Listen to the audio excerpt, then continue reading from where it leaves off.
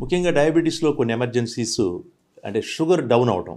For example sugar ఎక్కువ ఉంటే మనం ఎంత డేంజర్ అని చెప్తున్నామో కొన్నిసార్లు లో షుగర్ అవుతుంది. That is called hypoglycaemia. అంటే షుగర్ జనరల్గా 80 మిల్లీగ్రామ్స్ అంతకంటే ఎక్కువ ఉండాలి. ఎప్పుడైతే అది 70, 60 కంటే తగ్గిందో ఆ వ్యక్తిలో కొన్ని రకాల సిమ్టమ్స్ వస్తాయి. చెమటలు పోయటం, దడగా ఉండటం, అట్లాగే కళ్ళు తిరుగుతున్నట్లు, మరి కన్ఫ్యూజన్ స్టేటు, హెడేక్, ఇలా కొన్ని సిమ్టమ్స్ వస్తూ ఉంటాయి. అలాంటి పరిస్థితుల్లో వాళ్ళు ఇమీడియట్గా కనుక ఏదైనా గ్లూకోజ్ కానీ పంచదార కానీ తీసుకోకపోతే షుగర్ బాగా డౌన్ అయ్యి వాళ్ళు మరి కింద పడిపోవటం, కోమాలోకి వెళ్ళటం, ఫిట్స్ కూడా రావటం జరుగుతుంది. దాన్ని డయాబెటీస్ ఎమర్జెన్సీ లో షుగర్ అంటాం. ఈ లో షుగర్ అనేది మనకి కనుక అవగాహన ఉంటే దాన్ని ఈజీగా ట్రీట్ చేయొచ్చు. ఇంటి దగ్గరే ఇమీడియట్గా స్పూన్ పంచదార నీళ్ళు, స్వీటో, గ్లూకోజ్ వాటర్ ఇస్తే ఒక 5-10 మినిట్స్లో వాళ్ళు నార్మల్ అవుతారు. లేదంటే మనకి ఇంట్లో గ్లూకోమీటర్ లాంటి ఇన్స్ట్రుమెంట్ ఉంటే షుగర్ని ఇమీడియట్గా చెక్ చేయటం, దాన్ని బట్టి లో షుగర్, హై షుగర్ అనేది తెలిసిపోతుంది. లో షుగర్ అనుకుంటే ఇమీడియట్గా దాన్ని గ్లూకోజ్ ఇచ్చి కరెక్ట్ చేస్తాం.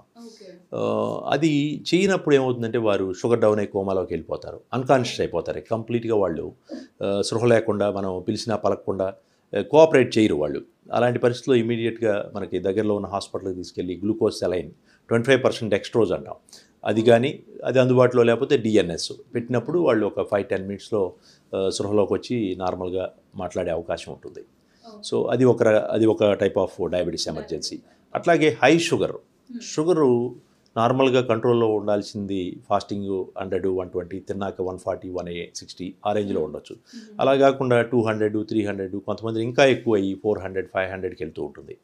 సో అది కొన్నిసార్లు చిన్నపిల్లల్లో, ముఖ్యంగా టైప్ 1 డయాబెటీస్ ఉండే వాళ్ళలో డయాబెటిక్ కీటో ఎసిడోసిస్ అంటాం, డికేఏ అనేది అది ఒక ఎమర్జెన్సీ. చిన్నపిల్లల్ని బాగా హై షుగర్ కోమాలో తీసుకొస్తారు. వాళ్ళు బాగా ఆయాసపడుతూ ఎగశ్వాసతో బ్రీతింగ్ తీసుకోవడం డిఫికల్ట్ సిచ్యువేషన్లో తీసుకొస్తారు. అది కూడా ఒక ప్రాణాంతకమైనటువంటి డయాబెటీస్ ఎమర్జెన్సీ. దాన్ని కూడా మనం ఇమీడియట్గా మరి హాస్పిటల్లో ఐసీయూలో అడ్మిట్ చేసి ట్రీట్ చేయాల్సిన కండిషను డయాబెటిక్ కీటోఎసిడోసిస్. సో ఈ హై షుగరు, లో షుగర్లో వచ్చే ఎమర్జెన్సీస్ డయాబెటీస్ వలన వచ్చాయి.